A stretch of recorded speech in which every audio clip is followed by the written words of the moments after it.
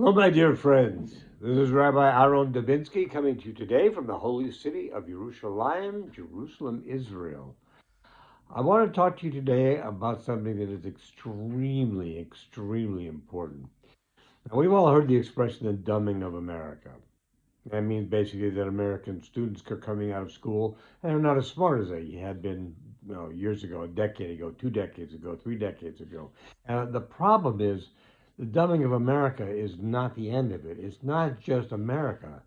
As we see when we look at what's going on around us, it's a case of the entire world. People aren't making sense. What they say does not fulfill the needs of the friends of theirs, their family, and everybody else around them. It's something that we need to take a hold of.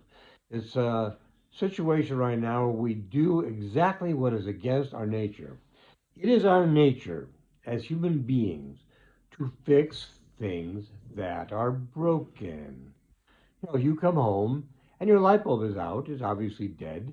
It's a natural thing for us to jump up, take the light bulb out, put in a new light bulb so it works.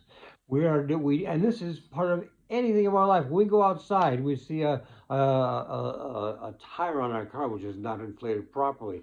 We run to the um, what do you call it, the gas station or a place that has a pump so that we can get it filled up so that we can fix it. We want to fix it. If you're sick, if you don't feel well, what do? You sit around and just say, I guess I don't know what's going to happen to me. Maybe I'll die. I have no idea. No, we don't do that. We go to the doctor. We go to the pharmaceuticals. We go to the hospital. We go to someone we know who can help us. It's in our very DNA to fix things that are broken. And yet, we here in Israel, over the last few days, have had over 1,000 rockets and missiles fired into civilian populations by a hostile enemy. Do we not want to take a moment and say, why is this happening? There's got to be a reason. Everything happens for a reason. We talk about everything comes from Hashem. We know this is a fact. And it all has a purpose. This is a fact. And that purpose is always for our ultimate best, which we don't always see why, but we know at the end of the day, it's a fact. So, if everything comes from Hashem, then we need to ask Him, what is it you want from us? What have we done wrong? Why are we having all this surahs come to our way? And the answer is, only He knows. And we need to get that answer from Him so we can correct things. We can correct things. What do we need to correct? Oh God, the list goes on and on and on. We have people here in Israel who are protesting because they don't want judicial reform. Well, you think, well, that's crazy. You want judicial reform. You want the best judges you can have doing what they're supposed to be doing. Why is the right going for judicial reform? Because the judges have overstepped their authority a long time ago, and it continues. The judges, for the most part, are not a particularly religious group of Israeli Jews. Okay?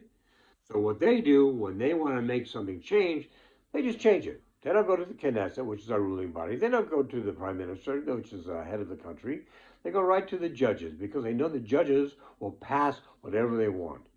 They're not supposed to do that. Judges are not supposed to pass legislation. Judges are empowered to interpret laws as they sit. If they don't like the interpretation, they can change the interpretation, but they must go with the laws. This group of people that we have, they don't need to do that. In their opinion, they can change the law at will. So, what exactly is it that the people who are protesting against judicial reform are actually protesting against? Are they protesting against judicial reform? No, they're not. We need to look into this a little bit deeper to see where it really leads. And where does it really lead? It really leads to a group of people who would like Israel to be a less Jewish type country. And by that I mean a country where Jewish tradition, halacha, things like that are not necessarily followed because they don't like them. They don't want to have to do that. And my answer to them is, if you don't like to have to do that, don't do it. But certainly, this is a Jewish country. It is a Jewish country. It's been said over and over and over and over again. And because it's a Jewish country, in my opinion, We should be governing this country on the basis of the halacha, which is law out of the Torah, out of the Gemara, out of the Mishnah, out of the Midrash. These are the things we should be governing for. I realize that's a pipe dream and it probably would never happen. However, you have little things like buses not running on Shabbat, stores not open on Shabbat, a little bit of something to make this more of a Jewish state so we can feel that we're trying to do something here. You don't get, if you drive a car on Shabbat, you don't get a ticket for it. It's not against the law. You can do it. However, the government has said we're not going to have buses running on Shabbat. We're not going to have trains running on Shabbat. We're going to look a little bit more like the traditional Jews that we're supposed to be. You don't want to do it all? That's fine. You don't have to do it all.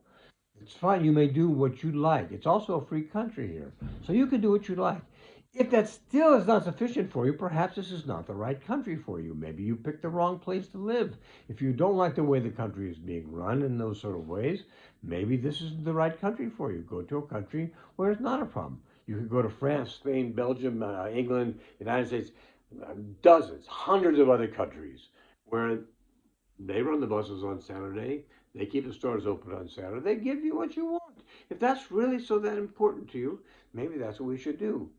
Now, here's something we should also consider. George Santayana, the famous philosopher and historian, once said, "Those who do not learn from history are condemned to repeat it." Now, some of you may not know this, and a lot of you may know this.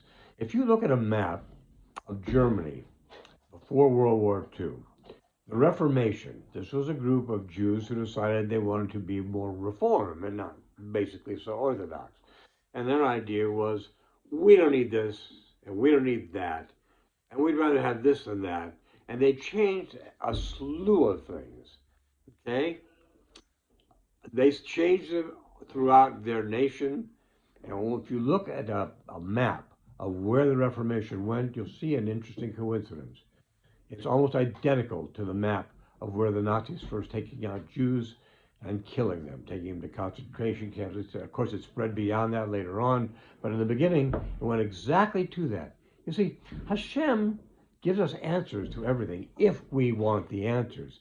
If we'd rather reject the answers and we don't want to know really what's going on, that's also possible, and it does happen sometimes.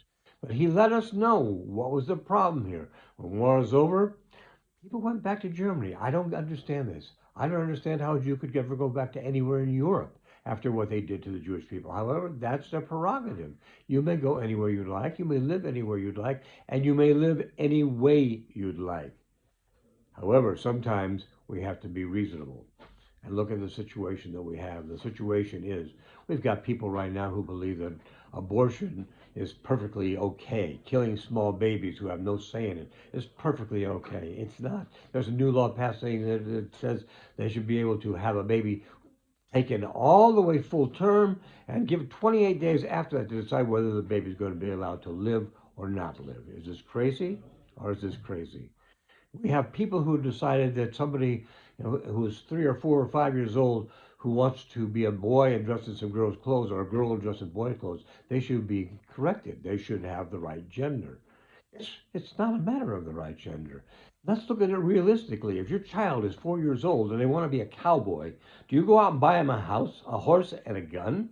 No, you do not, because you know they're a child. They're just going through things. He wants to be an astronaut. Do you go out and buy him a rocket ship? Of course you do not. These are just things they go through. What makes you think the other is any different? You're taking something, a child who is so precious, and is experimenting in their life and is trying to come to grips with all the multitudes of things around them, and you're trying to take one of the most important things, their identity by gender, and you're going to change it by cutting things off or by giving them drugs that will affect things. This is not the right way.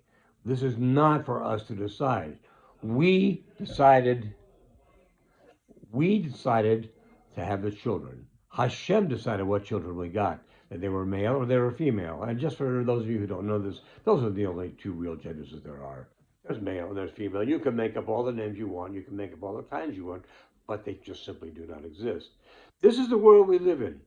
These are the things that need to be changed. These are just a few examples. You know a lot of the other ones. I'm not going to belabor the point. But if we don't change, we can have more of the same, more rockets, more missiles, more tourists in our country. And it's not just going to be limited to our country. It's going to be a big balagan everywhere in America, in Europe, in all the major countries of the world. They're going to see the same thing because we are taking things that are so important, trivializing them, and saying, "Ah, it's okay. What's a big deal? This should be the way it be done." No, no, no, no. It's a big deal. It's a huge deal. We need to start thinking right. We need to start living right. We need to start living the life that Hashem has given us. This last week in the Parsha of the week, we're told what will happen if we don't do these. What will happen if we do things that are wrong? And we're told explicitly what this happens. And this isn't the first time we're told. We're told over and over and over again. Do you think the creator of the universe honestly would waste his time telling us the same things over and over if they weren't important? Of course not. They're important. We need to take the bull by the horns. We need to fix the things that are wrong. We need to bring the world back to being a reasonable world where children are treated properly, where babies who are not born yet are treated properly, where the things that we're doing wrong are corrected so that we can live the type of life, liberty, and the pursuit of happiness, as it says in America. My friends, it's a difficult time, and it calls for difficult measures, and the only one who can take them is us. You be well, my friend. Shavuot Tov. Have a great week ahead. All the best. God bless.